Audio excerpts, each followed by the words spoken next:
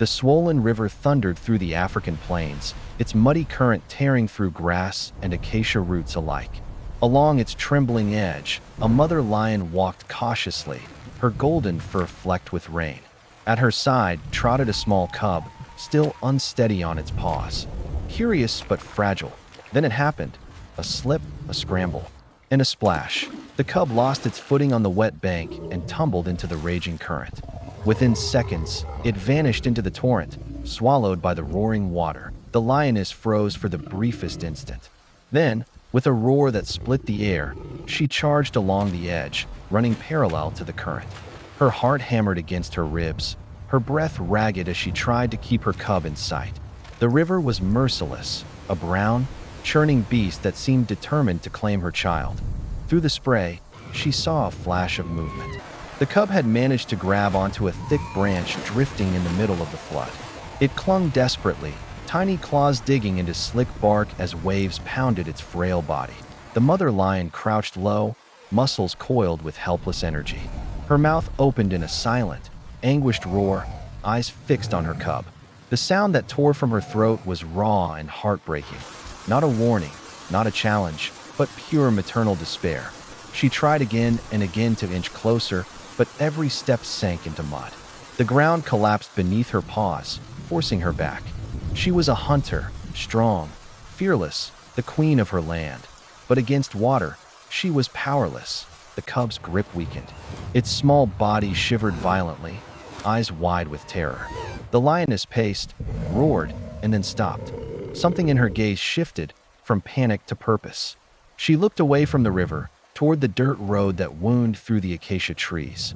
Then, faintly, came the sound, the distant hum of an engine. For any wild animal, that sound meant danger. For her, it meant hope.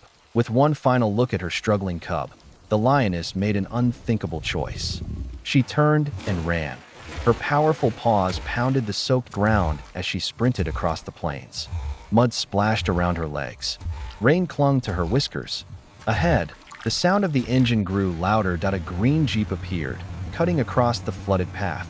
Inside sat Ranger Kofi Mwangi, a veteran wildlife warden with 20 years of service.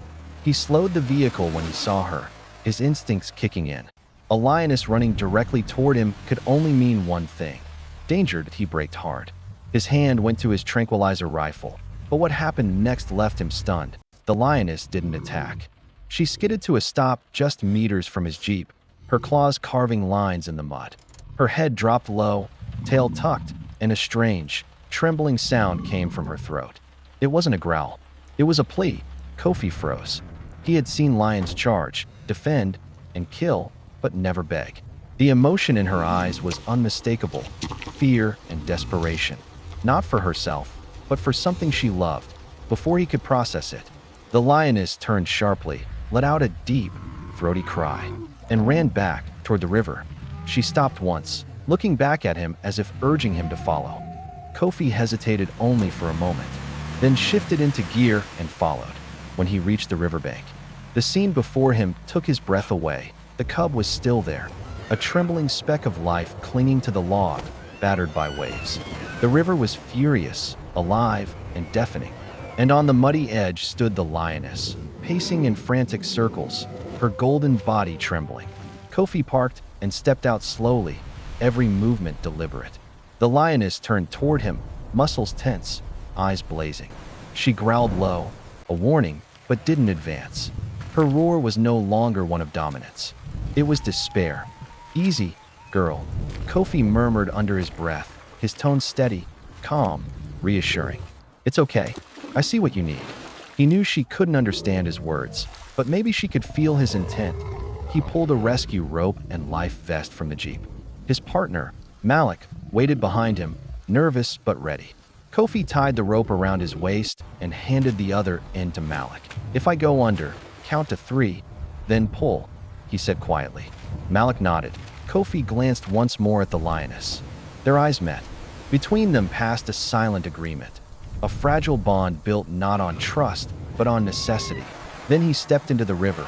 The cold hit him like a physical blow. The current seized his legs, threatening to rip him away. Each step was a battle against the flood's power. Mud and debris slammed into him, but he pushed forward, eyes locked on the small body ahead. The lioness followed his every move from the shore, pacing, trembling, her roars rising and falling like waves of emotion. Halfway across, a surge of water crashed over him. Kofi vanished beneath the surface. The lioness screamed, a piercing, guttural cry that cut through the storm. Her body lurched forward, but she stopped, trembling, torn between instinct and fear. Then, through the foam, Kofi resurfaced, gasping. He shook his head clear and pushed onward till he reached the log. The cub was slipping, its claws barely holding. "Easy, little one," he whispered, reaching out carefully. The cub hesitated, then lunged, clinging to his arm. Its claws sank into his sleeve, its tiny body pressed against him. Kofi winced but cradled it tight against his chest, shielding it from the water. "Pull," he shouted.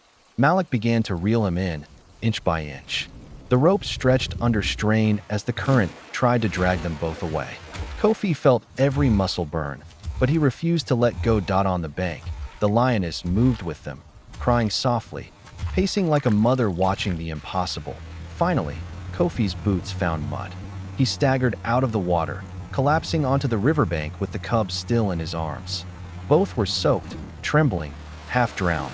The cub didn't move. "No, not now," Kofi breathed. He pressed gently on its chest, rubbing its small body with a towel from his kit. He cleared its mouth, rubbed harder, trying to coax life back. Then, a weak cough. The sound broke through the noise of the flood. The cub coughed again, water trickling from its mouth, and then whimpered softly. The lioness froze.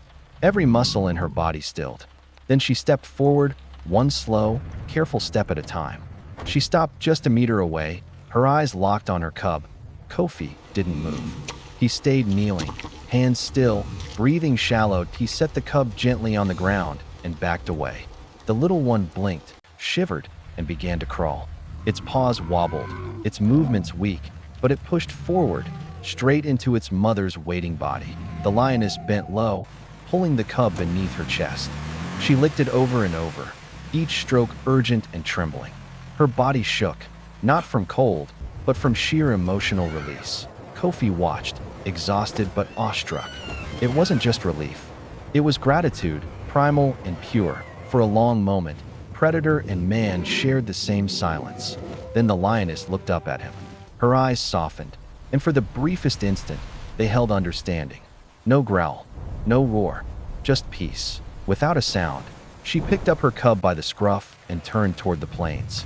Her golden form vanished slowly into the tall, wet grass, leaving only paw prints and a quiet echo behind. Kofi sat back, drenched, shaking, but smiling faintly. Malik came beside him, still pale with disbelief. "She trusted you," Malik whispered. Kofi nodded, eyes still on the horizon. "She had no reason to," he said softly. But love doesn't follow reason. The storm rumbled in the distance, fading now. The river still roared, but somehow it felt different. Humbled, smaller. In that wild, unforgiving place, something extraordinary had happened. A mother lion had broken every rule of survival. A ranger had risked his life for her faith, and in that fragile space between fear and trust, two worlds had met, not as enemies, but as protectors, because sometimes the wild doesn't need to be tamed. It just needs to be understood.